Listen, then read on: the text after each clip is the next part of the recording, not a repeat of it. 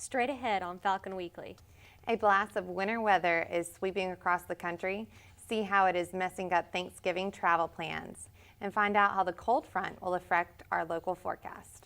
And students are coming home to celebrate Thanksgiving. We'll tell you how to prep your dorm room before you head out for the holiday. Plus, Black Friday keeps expanding its hours for shoppers. Taking time from Thanksgiving. Find out how UM students feel about Black Friday and extending the hours into Thanksgiving. Falcon Weekly starts now.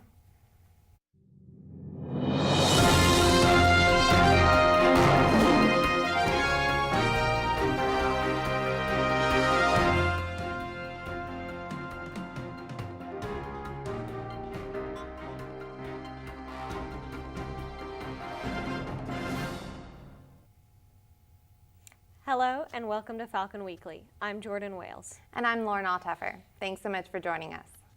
The winter weather that covered the West Coast is now barreling across the country, threatening to wreck millions of holiday travel plans just before Thanksgiving. The storm has already contributed to at least 10 traffic deaths. Shannon Travis has the latest.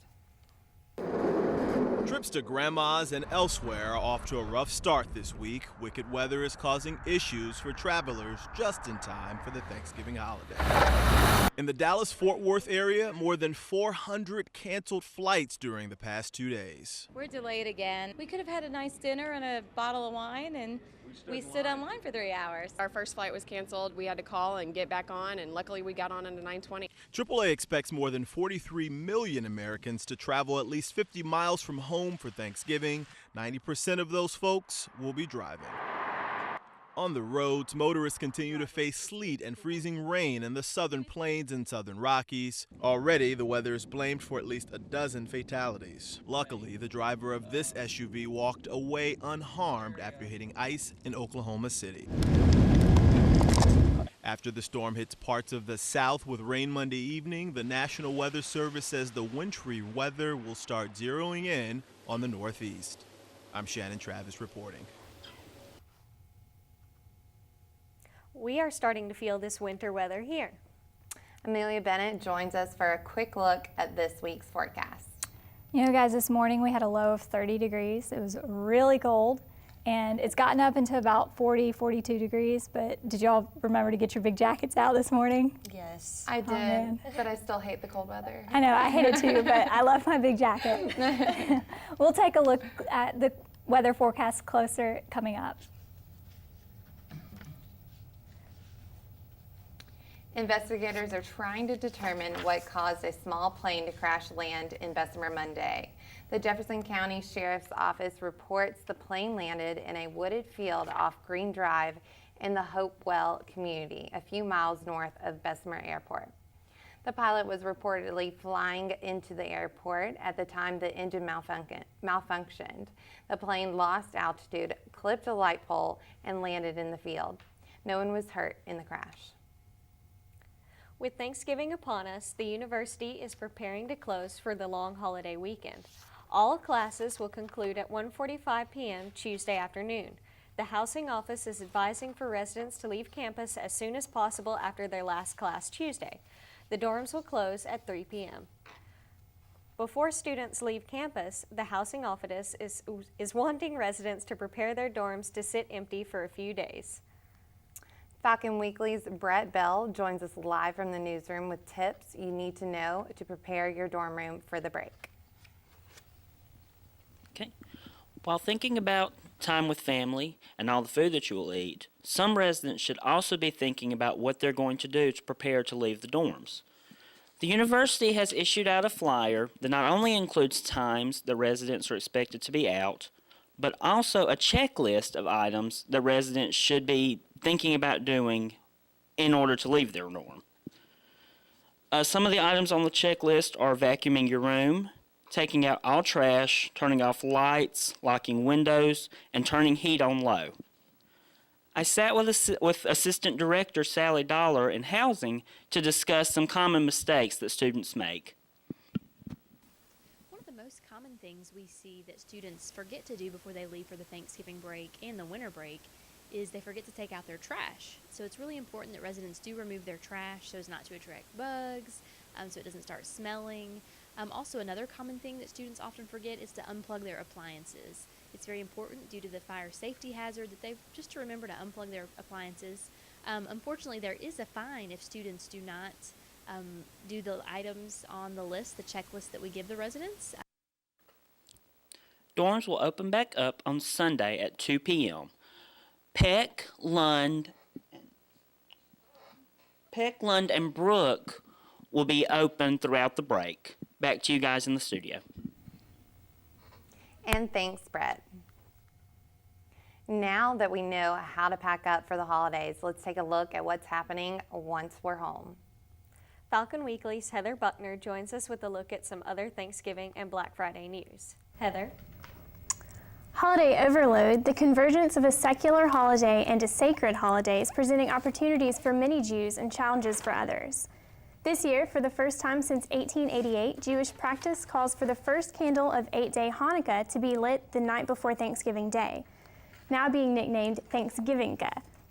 The mashup is prompting the question, how are Thanksgiving and Hanukkah alike? Well, the Talmud, one of Judaism's core texts, describes Hanukkah as a holiday of thanksgiving. So though many feel the two holidays are taking away from one another, others say they just want to enjoy the extra celebration. After all, it won't happen again for over 79,000 years. The Macy's Thanksgiving Day Parade is causing controversy this year as thousands of people have signed a petition by PETA asking organizers to cancel SeaWorld's Sea of Surprises float. This comes after the release of Blackfish, a documentary on the safety and ethics of keeping killer whales in captivity. In response, Macy's said the parade was about entertainment, not social commentary. But that's not the only issue PETA has with the parade. Vegan rocker Joan Jett was removed from a tourism float for cattle-producing South Dakota after ranchers complained about the conflict of beliefs. It's unclear on what float her band will perform Thursday. We all know that after a good Thanksgiving Day feast comes a good Thanksgiving Day nap. For years, scientists have come up with different explanations for the lack of energy: overeating and a diversion of blood from the brain, and more recently, the chemical makeup of your turkey. Even though turkey does contain high levels of tryptophan, a natural sedative, it's comparable to other foods found at the table. Mozzarella cheese, for example, has 3 times the tryptophan as turkey. Soybeans, pumpkin seeds, and bacon, just to name a few, all contain more as well. So what causes the infamous post-turkey coma? Now researchers say it's caused by the excess carbs we eat that day. Black Friday is coming earlier and earlier every year, and it turns out that the younger generation may be to blame. Reporter Karen Kaifa shows us how Black Friday is changing. Black Friday has long reigned above all holiday shopping days. Now, a new generation of consumers appears to be pushing the calendar. Millennials and young adults have really been the ones leading the way for this Thanksgiving night shopping tradition. It's a lot easier for people this age to ditch the dishes. Thursday isn't the new black yet, but Thanksgiving is expected to bring in a lot of green. We know last year 35 million shoppers were out in stores and shopping online on Thanksgiving Day, and we're fully expecting to see just as many people this year. That's still a fraction of the 97 million shoppers expected on Black Friday, but an increasing number of retailers are acknowledging the earlier kickoff. Even if they're not opening brick and mortar doors, the National Retail Federation says more than half will have Thanksgiving specials online, catering to new shopping preferences and stretching this year's shorter span between Black Friday and Christmas Eve. You may not have to sleep out at the doorstep of your favorite store for Black Friday anymore. The turf is changing now, and retailers are making it much more convenient for the consumer to shop in the way that works best for them. For online shoppers, the really big day will be Cyber Monday, December 2nd, when 8 in 10 retailers will offer deals. In Washington, I'm Karen Kaifa. With retail stores being open for Thanksgiving, many of their employees won't get the day off to be with their families. Falcon Weekly video journalist Rebecca Peoples hit the streets to find out how students feel about employees having to work on Thanksgiving Day. Thanksgiving should be a time for being with your family at home, and so I have to disagree with employees working on Thanksgiving. People work on Thanksgiving Day. I understand you want to beat the others and get your sales just a little bit earlier, But there comes a point where you're just being greedy. Ridiculous. Those people aren't getting a Thanksgiving dinner. They're not getting to spend the times with their family. I mean, that's the whole point of Thanksgiving, is to spend time with your family and to go over what you're thankful for. And just be thankful for the fact that you can spend time with your family, because there are some people that can't. The fact that they roll it over into Thanksgiving, a holiday where we all take off to be with our family, and there are people around the country that have to work so you can get a good deal earlier so they can't eat with their family. I think it's wrong. Well, thanks, Heather. And I know personally I'm against having to work on Black Friday, or excuse me, on Thanksgiving for Black Friday. Yeah. But I know, Jordan, you do have to work. I do. I have to work a 12-hour shift going in at 8 o'clock Thanksgiving night. So all of my stuff has to be pushed up till about 11 o'clock. Oh, that's terrible. Thanks again, Heather, though. It's beginning to look a lot like Christmas in Washington, D.C. The National Christmas Tree has arrived in the Capitol. Find out who is going to light the tree. And a new group on campus is reaching out to help student veterans with the transition to student life. Those stories and more when Falcon Weekly returns. Welcome back to Falcon Weekly. Students and faculty at Yale University were told to take shelter in a safe place this morning. Yep, and a notification was sent out as the university responded to reports of an armed gunman on the old campus section of Yale. At this time, police are interviewing eyewitnesses in an effort to get more information on the suspected gunman and his whereabouts. According to New Haven Police, an anonymous male caller told police Monday morning that his roommate intended to go on campus and shoot people. As of 1:45 p.m., Yale's alert system stated police would be doing a room-to-room search, beginning with residential college areas. The U.S. and other world powers struck a historic nuclear deal with Iran on Sunday. The 6-month agreement will limit Iran's nuclear program, and President Obama says this is an important first step to a comprehensive solution.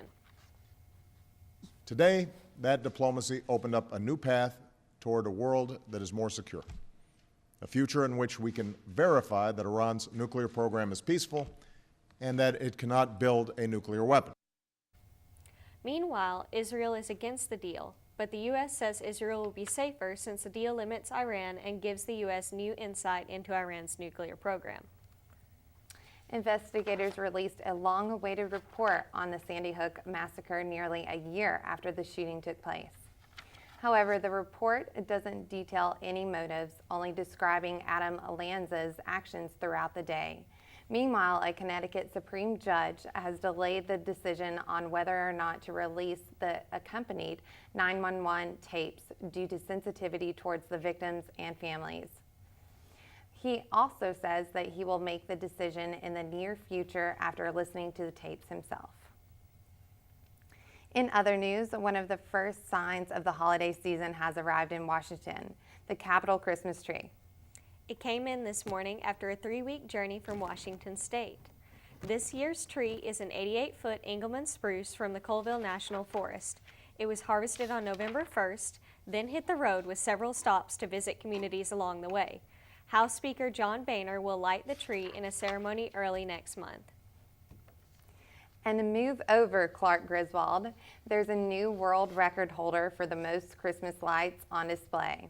Take a look. More than 500,000 Christmas lights decorated this home in Australia.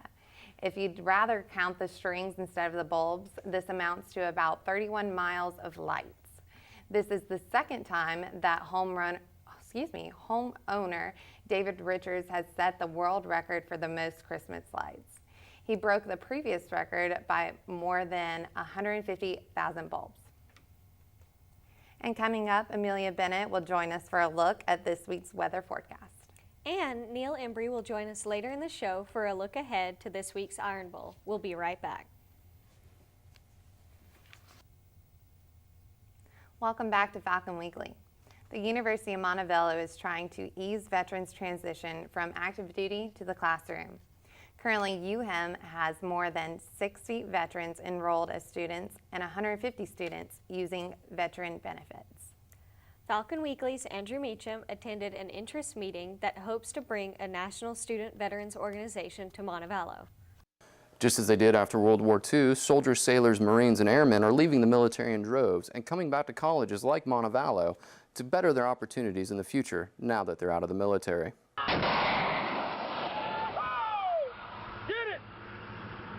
After serving in Iraq and Afghanistan, student veterans Matt Stevens and Daniel Emery decided UM needed more outreach for veterans, making the transition to college life. Even though it's a small school, there's a lot of veterans that go here. It's actually made a couple lists for good colleges for veterans to attend, but there's no veterans organization. There's no sort of organization outside of, we have a VA rep on campus. Stevens and Embry hoped to change this and held an interest meeting in the Comer Auditorium Thursday night with the goal of bringing a Student Veterans of America chapter to UM.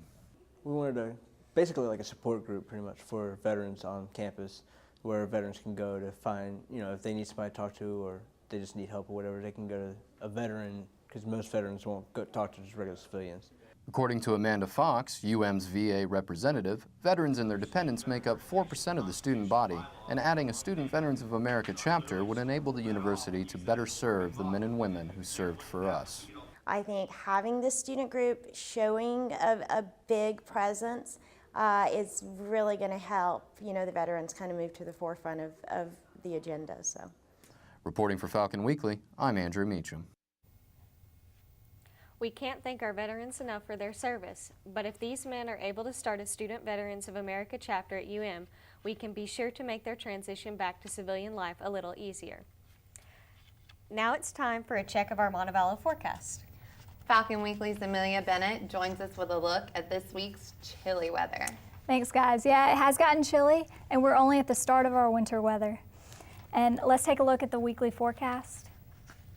This afternoon, we're expecting a mixture of rain and sleet, but no accumulation. That will change to just rain this evening with a few thunderstorms possible, and we could see some rain and thunderstorms Tuesday night, and even some snow in northern parts of Alabama. It will clear out by Wednesday, but the cold temperatures will remain with highs in the 30s. Thanksgiving Day should be sunny and cold. Morning temperatures will be in the low 20s with highs in the 40s. Fast forward to a busy football weekend. Iron Bowl Saturday will be clear and a bit warmer with highs in the 50s. If you're heading to the game, though, be sure to bundle up. Back to you guys. Thanks, Amelia. The UM History Department hosted History Day last Tuesday in Carmichael Library. Falcon Weekly's Nick Raymond shows how history majors are showing off their research and raising awareness for their program. History Day took place Tuesday at Carmichael Library as a university event set up by the History Department for the purpose of allowing students to present their work to the community. Students have put together tons of research for History Day, which is just another great way for students to show off their work.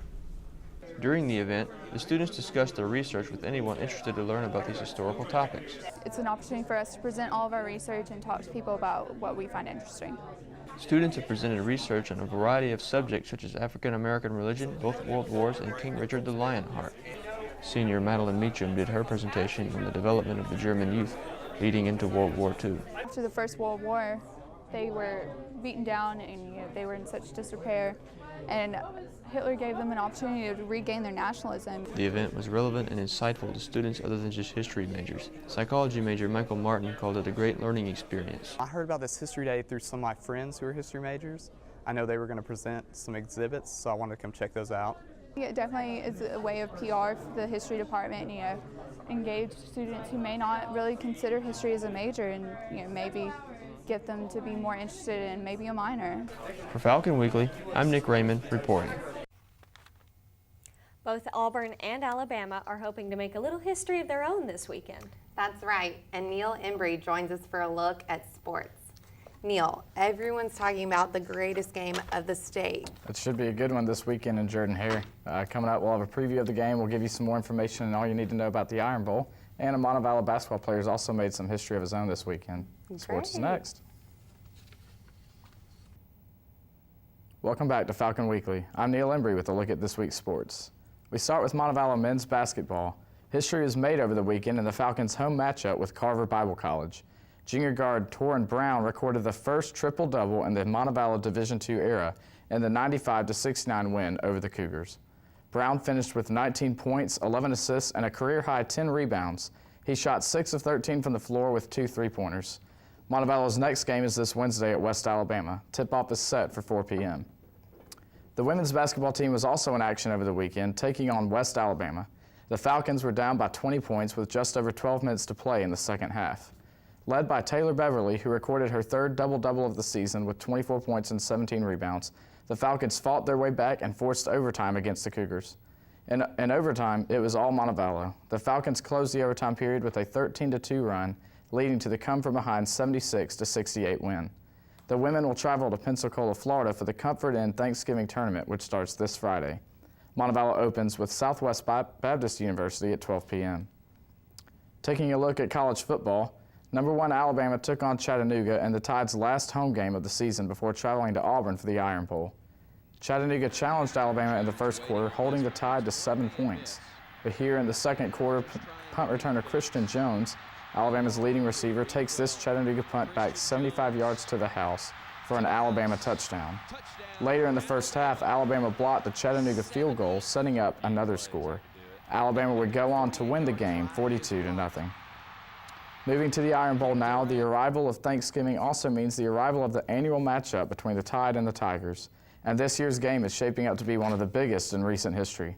After Baylor and Oregon were upset this weekend, Auburn jumped up to number 4 in the latest BCS rankings, setting up the highest-ranked Iron Bowl in the history of the rivalry. Alabama leads the All-Time Series 42-34 with one tie. The Tide has won the last 2 meetings, while Auburn's last win came in 2010. Kickoff for this Saturday's game is set for 2:30 p.m. on CBS. In other college football news, the Florida Gators fell victim to one of the most shocking upsets of the season Saturday. It's been a long year for Florida, but FCS foe Georgia Southern made it even longer when they upset the Gators in Gainesville. The Eagles won without completing a pass attempt, running for 429 yards. The loss is the first to an FCS opponent in Florida history and gives the Gators their first losing season since 1979. Listen to Georgia Southern radio announcer Chris Blair make the call as Florida's last-second attempt at a comeback falls short. 8 seconds remain. 4th down and 2 at the 16-yard line. Snap to Morningweg. Looking right, moving, looking, throwing, catch is made, and it's over and complete. Georgia Southern will win this one.